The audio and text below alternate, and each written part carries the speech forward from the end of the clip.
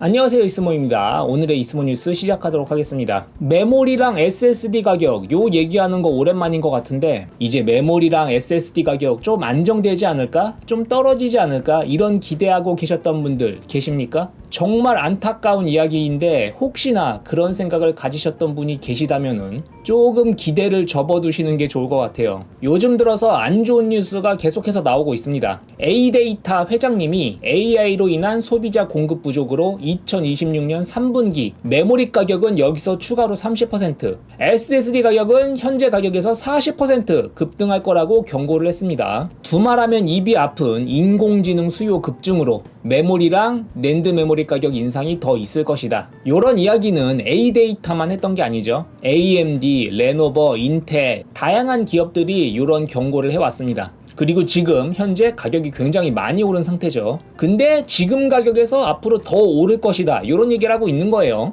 A데이터의 리파이첸 회장은 언론과의 인터뷰에서 3분기 메모리 계약 가격이 20에서 30% 상승할 것으로 예상된다. 이는 모든 메모리 제품에 영향을 미칠 것이라고 해요. 거기에다가 낸드 메모리, 그러니까 SSD죠.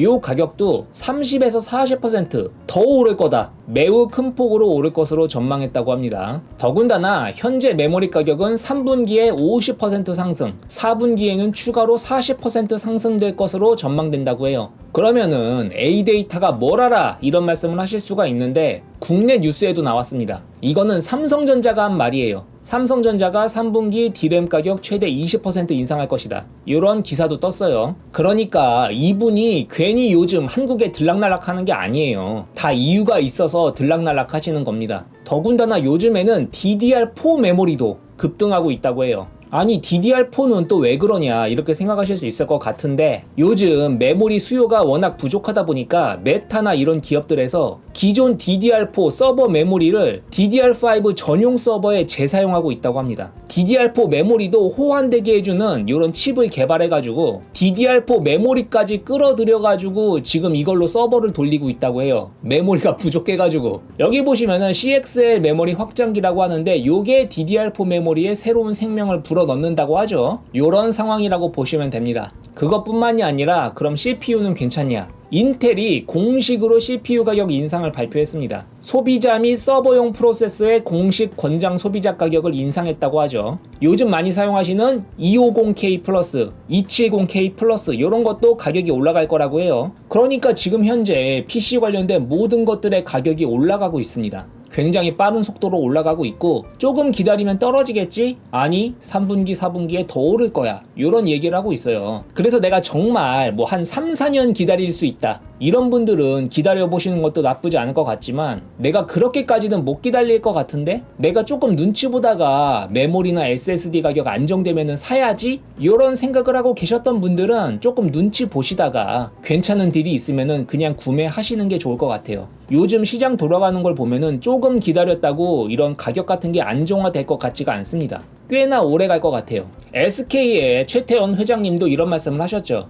2030년까지 메모리 부족할 거다. 그래서 우리는 5년간 생산 능력을 2배로 확대하겠다. 근데 이거는 5년간이잖아. 이거 언제 기다리냐고. 그러니까 메타나 이런 데서 기존 DDR4 메모리까지 재활용하면서 사용하는 거 아니겠습니까? 현재 PC 시장이 이런 상황이기 때문에 PC 시장뿐만이 아니죠. 뭐 게임기 시장도 그렇고 태블릿 시장도 그렇고 스마트폰 시장도 그렇고 뭔가 필요한 게 있다 싶을 때 그냥 구매하는 게 요즘은 가장 좋은 것 같습니다. 그 다음 뉴스입니다. 오랜만에 RTX 5080 슈퍼 시리즈 관련된 뉴스가 있어요. 올해 하반기에 나온다는 말이 있죠. RTX 5080 슈퍼의 TDP는 415W라고 합니다. 기존의 5080보다 15%가 높은 소비 전력이라고 하죠. 요게 원래는 작년 말이나 올해 초에 나올 거란 얘기가 있었어요. 근데 요즘 이제 PC 시장이 워낙 안 좋다 보니까 연기가 되고 있는 것 같은데 요게 올해 하반기에 나올 거란 얘기가 있어요. 실제로 나올지는 모르겠지만. 그런데 소비 전력이 15% 올라간 거면은 꽤 많이 올라간 거거든요. 메모리가 16GB에서 24GB로 된다고 그렇게 많이 올라갈 것 같진 않은데 아마 클럭 속도도 조금 차이가 있지 않을까 이렇게 예상이 됩니다.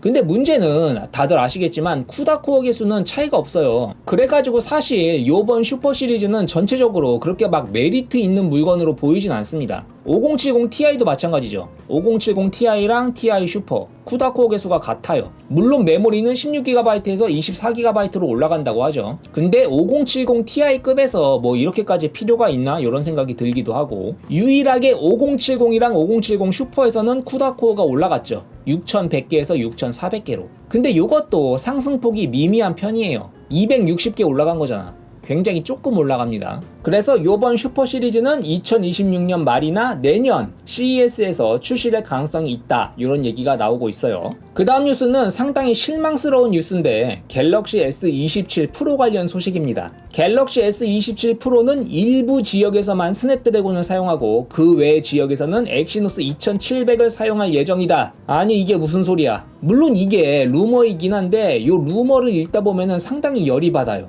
이럴 거면은 프로가 왜 있지? 이런 생각이 들거든요. 한번 보시죠. 한동안 삼성 갤럭시 S27 프로는 미니 울트라처럼 여겨졌다. 그러니까 갤럭시 울트라가 사이즈가 너무 커. 근데 나는 강력한 스펙을 원하는데 울트라는 너무 커가지고 좀 작은 미니 울트라가 필요해. 이렇게 생각하시는 분들이 많죠. 저같이. 실제로 아이폰도 그렇게 되어 있잖아요. 아이폰 프로랑 아이폰 프로 맥스.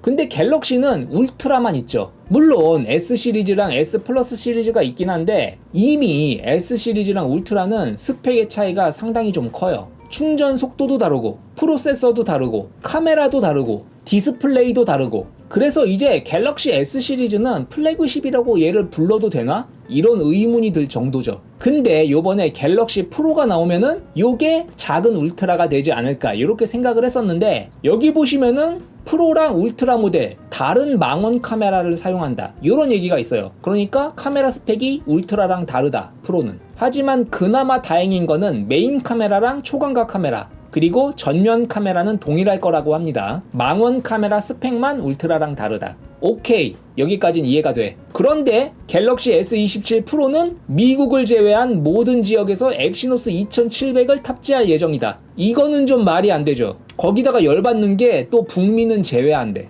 이게 너무 열받는 거죠. 아니 자신 있으면 미국에도 엑시노스 탑재하라니까. 얘네는 왜 이러는지 모르겠어. 더군다나 갤럭시 프로에 S펜도 당연히 안 들어갈 거 아니에요. 이러면은 뭐 프라이버시 디스플레이 들어가는 거? 이거 가지고 프로라고 하는 거야? 그래서 우리가 바랬던 갤럭시 S27 프로는 미니 울트라가 아니다. 분명히 굉장히 스펙 차이가 있을 것이다, 이런 얘기를 하고 있는 것 같아요. 근데 이럴 거면은 프로 모델을 만들 이유가 있나? 그냥 갤럭시 S27을 사는 게 낫지 않나? 물론 메인 카메라랑 초광각 카메라랑 전면 카메라는 울트라 스펙이라고 하죠. 그러니까 스펙을 너무 자잘하게 나눈다. 우리가 원했던 건 이런 게 아니잖아요. 내가 바랬던 건 딱 그거야. 화면 사이즈만 줄어들고 S펜, 그래 S펜은 빼. S펜이 빠지고 화면 사이즈만 줄어든 울트라급 성능을 가진 휴대폰. 그걸 원했던 건데 뭐 이것도 빠지고 저것도 빠지고 이러면은 프로 모델이 너무 애매해지는 것 같은데. 바라건대 부디 이 기사가 루머이길 바랄 뿐입니다. 진짜 이렇게 나오면 되게 열받을 것 같네. 그 다음 뉴스는 발표가 얼마 남지 않은 갤럭시의 Z 폴드, Z 플립, 폴더블 폰 시리즈 관련된 소식입니다. 요번에 차세대 갤럭시 폴더블 폰의 새로운 가격 정보가 공개되었다고 합니다. 보도에 따르면은 이전 모델보다 대략 20만원 정도 가격이 올라갈 거라고 예상된다고 합니다. Z 폴드 8은 한국에서 227만원, Z 폴드 8 울트라는 257만원.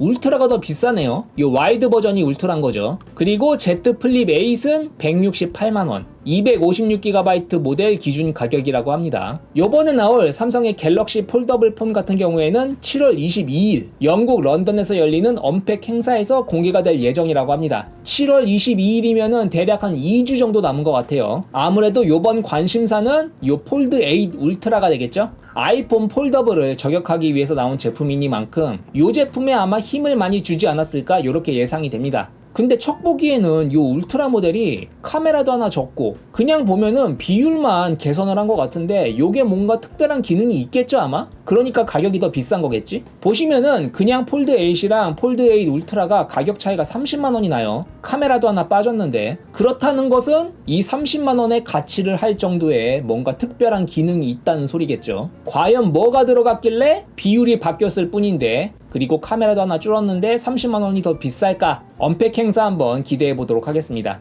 예, 오늘의 이스모 뉴스는 여기까지였습니다. 저번 주까지만 해도 날씨가 꽤나 선선했었는데 요번 주 들어서면서 비도 엄청 많이 오고 언제나의 한국 날씨, 습도가 높고 눅눅하고 찌는 듯한 더위가 찾아온 것 같습니다. 요즘 막 날씨도 비 왔다가 갰다가 날씨도 좀 이상하고 기온도 많이 높기 때문에 건강 조심하시고, 이번 뉴스가 도움이 되셨으면 유튜브 구독, 좋아요 눌러주시면 감사하겠습니다.